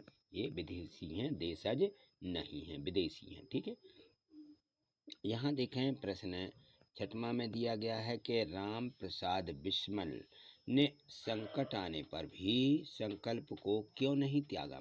देखिए उनकी माता जी के प्रोत्साहन और सदुत्त व्यवहार के कारण राम प्रसाद बिस्मिल जी ने कभी भी संकल्प को नहीं त्यागा। ठीक है, तो इस प्रकार से थे ये इनके राम प्रसाद बिस्मिल जी। यहाँ से देखें आगे लघुत्तरीय प्रश्न दिए गए हैं। प्रश्न 7 है कि जन्मदात्री शब्द का अर्थ लिखकर वाक्यों में प्रयोग करें। तो जन्मदात्री माँ कहलाती है, जो जन्म देती है उसको जन्मदात्री कहा जाता है, यानी माँ। वाक्य बनाएंगे हम इस प्रकार से कि जन्मदात्री जनन, इस जीवन में तो तुम्हारा ऋण उतारने का मौका नहीं मिला। ऐसा इस प्रकार से वाक्य बना देना। ठीक है। प्रश्न 8 देखिए, प्रश्न 8 में दिया गया है कि राम प्रसाद जो बिस्मिल हैं उनके स्वतंत्रता संग्राम में भाग लेने के पक्ष में कौन कौन नहीं थे। तो उनके पक्ष में कौन नहीं थे, उनके पिताजी और दादाजी जा बनाइए इधर, दादाजी गलत है ये, दादाजी उनके स्वतंत्रता संग्राम में भाग लेने के पक्ष में नहीं थे। ठीक है। तो ये जो हैं राम प्रसाद बिस्मिल जब स्वतंत्रता संग्राम में भाग लेने के पक्ष में उतरे थे, तो ये उनके पिताजी उनके दादाजी इनके पक्ष में नहीं थे। अब यहाँ प्रश्न 9 देखिए, प्रश्न 9 दिया गया है कि माँ की दया की छाया में बिस्मिल जी ने जीवन भर कष्ट का अनुभव क्यों नहीं किया। तो देखिए, महान से महान संकट आने पर भी बिस्मिल जी की माँ उन्हें सांत्वना देती रही और इसी कारण उन्होंने जीवन भर कष्ट का अनुभव नहीं किया। इस प्रकार से वो क्या करती रही, सांत्वना देती रही। कोई भी काम यदि मान लो इस प्रकार से बिगड़ जाता था तो सांत्वना देती थी और आगे उनको यानी कहना चाहिए और आगे की इस प्रकार से बढ़ोतरी करती रही कि वो आगे बढ़ते गए, है ना। आगे देखें, प्रश्न दिया गया है 10वां, इसमें है बिस्मिल जी की कही गई पंक्तियों का भावार्थ अपने शब्दों में लिखिए। देखिए, उन्होंने ये कहा है, यह देश के हित मरना पड़े मुझको सहस्त्रों बार भी, तो भी मैं इस कष्ट को निज ध्यान में लाऊं कभी। ये थी बिस्मिल जी की पंक्तियाँ। तो वो क्या कहना चाहते हैं इस पंक्तियों के माध्यम से, वो कहते हैं कि यदि मुझे देश के खातिर हजारों बार भी मरना पड़े तो भी मुझे तनिक भी कष्ट नहीं होगा। इस प्रकार से बिस्मिल जी ने कहा। ठीक है। इन्होंने इस प्रकार से ये पंक्तियाँ में लिखा है कवि ने। प्रश्न 11 दिया है कि बिस्मिल ने वकालतनामे पर हस्ताक्षर क्यों नहीं किए। तो देखिए, बिस्मिल जी धर्म के विरुद्ध कोई भी कार्य करना पाप समझते थे। इस कारण उन्होंने अपने पिता के स्थान पर वकालतनामे पर हस्ताक्षर नहीं किए थे। ठीक, चलिए अगला प्रश्न है। प्रश्न 12वां दिया है कि राम प्रसाद बिस्मिल को अपनी प्रतिज्ञा भंग क्यों करना पड़ी थी। तो देखिए, राम प्रसाद बिस्मिल जी को अपनी प्रतिज्ञा भंग कर अपनी माँ के आदेश की पूर्ति हेतु उनको अपनी प्रतिज्ञा भंग करना पड़ी थी। क्यों करना पड़ी थी, माँ के आदेश की पूर्ति हेतु वो है प्रतिज्ञा बिस्मिल को भंग करना पड़ी थी। प्रश्न 13 देखिए, यहाँ पे दिया गया है प्रश्न 13 कि इस जन्म में तो क्या यदि अनेक जन्मों पर भी सारे जीवन भर प्रयत्न करूं तो भी मुझसे ऋण नहीं हो सकता है। यह कथन राम प्रसाद बिस्मिल जी ने क्यों कहा, अपने शब्दों में इसको लिखिए।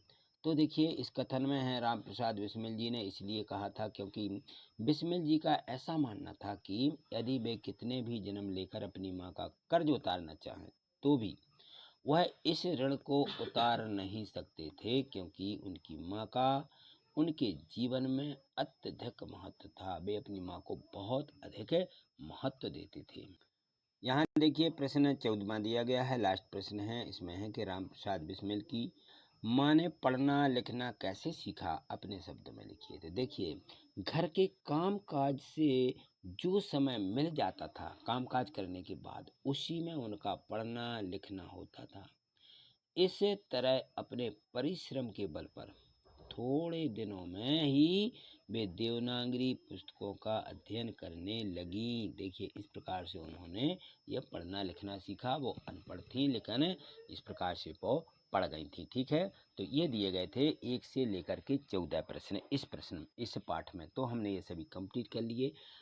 और यदि मान लीजिए आपने नहीं कंप्लीट किए हैं तो इनको अपनी एडग्रेड बुक में लिख लीजिए, जिससे कि ये हम परीक्षा के लिए इनकी तैयारी कर सकें। और तैयारी के लिए इस वीडियो को प्ले करके ज़रूर देखिए, जिससे आपकी समझ में भी आ जाए और जल्दी याद भी हो जाए। ठीक है। तो आज इतना ही, मिलते के बारे में आज हम इसको समझेंगे, क्योंकि भगवत गीता हमारे देश की बहुत अच्छा महाकाव्य है। तो यहाँ देखिए, ये दिया गया है पाठ 22। पाठ 22 में है क्या है, श्रीमद् भगवत गीता में हूँ। ठीक है, मैं श्रीमद् भगवत गीता हूँ, ये पाठ का नाम है। इसके पाठ के पूर्व की कुछ तैयारी है। यहाँ पर देखें, पाठ में जो कुछ है, हमें यहाँ पर कुछ ऐसे शब्द और वाक्य आए हैं, राग द्वेष धर्म अधर्म मोह पोष, इन शब्दों का यहाँ पे प्रयोग हुआ है, तो इन सभी शब्दों को हम समझेंगे। यहाँ पे देखिए प्रश्न दिया गया है बहुविकल्पीय प्रश्न। तो बहुविकल्पीय प्रश्न में दिया गया है कि किंग कर्तव्य मून का पर्यायवाची शब्द लिखिए। किंग कर्तव्य विमूढ़, ठीक है, किम कर्तव्य विमूढ़, इस शब्द का पर्यायवाची शब्द होगा दुविधाग्रस्त। क्या हो जाएगा? दुविधाग्रस्त। प्रश्न इसका दूसरा दिया गया है। यहाँ पर देखिए इसमें है कि प्रश्न दूसरे में अर्जुन को मोह तथा अज्ञान से मुक्त करने के लिए श्री कृष्ण ने ज्ञान युक्त उपदेश दिया था। कौन सा? युद्ध भूमि में। कहाँ दिया था? युद्ध भूमि में। ये यहाँ पे लिख देंगे, ठीक है। प्रश्न तीसरा है कि पांडवों का सही क्रम है, यानी क्रम से वो कौन कौन थे। जैसे यहाँ पे भीम, युधिष्ठिर, अर्जुन, नकुल, सहदेव।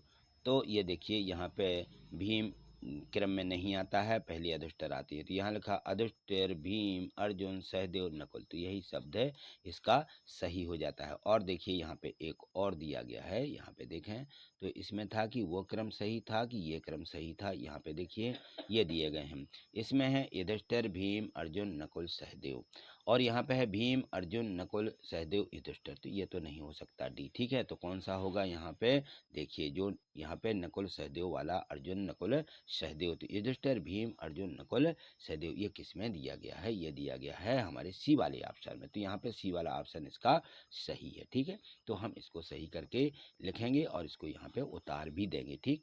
चलिए प्रश्न चौथा देखिए। प्रश्न चौथा में दिया गया है कि श्रीमद् भगवद गीता के अनुसार जीवन की सार्थकता कैसे प्राप्त की जा सकती है। तो श्रीमद् जो भगवत गीता है उसके अनुसार जीवन की सार्थकता मोह से प्रभावित हुए बिना कर्म करने और कायरत करने को माने त्यागने में ही जो हमारी इसमें भगवत गीता की सार्थकता है वह इसमें जो है हम सार्थक हो सकते हैं। तो इस प्रकार से हमें प्रश्न का उत्तर लिख देना है। जो हमारी इसमें हम अंदर से यदि हमें आलसी भरा हुआ रहता है जिसको कायरता बोलते हैं, तो कायरता में आकी लगा लीजिए, कायरत लिख गया है, कायरता, ठीक है, कायरता को त्यागने में है। तो हमें कोई भी काम इस प्रकार से करना चाहिए कि हमें उसमें कायरता नहीं दिखानी चाहिए, लगन से और शक्ति से करना चाहिए, ठीक है। प्रश्न पाँचवा देखिए। प्रश्न पाँचवें में दिया गया है पाठ के आधार पर बताइए कि नाश रहित कौन है, जो नाश नहीं होता है। तो पाठ के आधार पर इस पाठ में दिया गया है कि नाश रहित जो है वो केवल आत्मा है। आत्मा कभी नष्ट नहीं होती, मरती नहीं है, ऐसा इस पाठ में बताया गया है। प्रश्न 6, छठवें प्रश्न में यहाँ पे दिया गया है कि पाठ के अनुसार बताइए कि युद्ध करना किस परिस्थिति में आवश्यक हो जाता है। जब न्याय और अधिकार प्राप्त करने के लिए कोई भी और मार्ग ना बचे तब युद्ध करना आवश्यक हो जाता है। जब हमारी न्याय नहीं हो रही है और हमें अधिकार मिलना चाहिए तब क्या होता है? युद्ध करना ये निश्चित हो जाता है। प्रश्न 7, प्रश्न 7 को यहाँ पे समझिए। लिखा हुआ है कि अर्जुन भ्रम में क्यों पड़ गए। अर्जुन भ्रम में पड़ गए थे कि हम युद्ध कैसे करें। तो फिर क्या हुआ? फिर वहाँ पे भगवान श्री कृष्ण ने उनको समझाया गीता के रूप में। तो यहाँ देखिए अर्जुन ने जब दोनों युद्ध के लिए तैयार सगे संबंधियों, परिवारजनों, प्रियजनों को देखा तो वह मोह बस में जकड़कर भ्रमित तो हो गए कि हम यहाँ युद्ध नहीं कर सकते, ठीक है ना। प्रश्न 8वां दिया गया कि श्रीमद् भगवद गीता को परमात्मा की वीणा क्यों कहा गया है। तो जो श्रीमद् भगवद गीता है वो साक्षात भगवान श्री कृष्ण जो हैं, श्री कृष्ण उन्हीं के मुख से ये निश्रित होने के कारण ये परमात्मा की वाणी कही गई है, ठीक है ना। क्योंकि ये जो श्रीमद् भागवत गीता है ये भगवान श्री कृष्ण ने अपने मुँह से ही जो कहा है वही हमारी भगवद गीता बन गई है, ठीक है। वो इसके ही शब्द यहाँ पे भगवद गीता है। चलिए प्रश्न 9वां देखिए। पांडवों और कौरवों के बीच युद्ध के न्याय और अन्याय अथवा धर्म और अधर्म के बीच युद्ध क्यों कहते हैं? कि ये भैया न्याय के बीच अन्याय का युद्ध है या धर्म और अधर्म के बीच का युद्ध है। तो क्योंकि कौरव पांडव अपना अधिकार चाहते थे और कौरवों के पास सत्ता बल था, ठीक है। तो अतः इस युद्ध को न्याय अन्याय या धर्म अधर्म के बीच की युद्ध में कहा जाता है। क्योंकि ये पांडवों को अपना अधिकार चाहिए था और कौरव दे नहीं रहे थे, इनका बल था कि हम नहीं देंगे, जबरदस्त इसको जबरदस्ती कर रहे थे, छीन रहे थे, ठीक है ना। प्रश्न 10वां दिया गया है कि श्रीमद् भगवद गीता के अनुसार कर्म योग साधना कर्म संन्यास से श्रेष्ठ क्यों है? तो श्रीमद् भगवद गीता के अनुसार जो कर्म योग है, ठीक है ना, वह साधना कर्म संन्यास साधना से श्रेष्ठ है, क्योंकि राग द्वेष से रहित कर्म करने वाला व्यक्ति किसी सन्यासी से कम नहीं होता है। ठीक है। प्रश्न 11वां, व्यक्ति के कर्तव्य पालन से कतराने का कारण स्पष्ट करें। तो मोह ममता से ग्रसित व्यक्ति कर्तव्य के पालन से कतराता है। ठीक है ना, कभी भी कोई भी व्यक्ति हो, जब मोह में फंस जाता है तो वो कोई भी काम करने में मना कर देता है।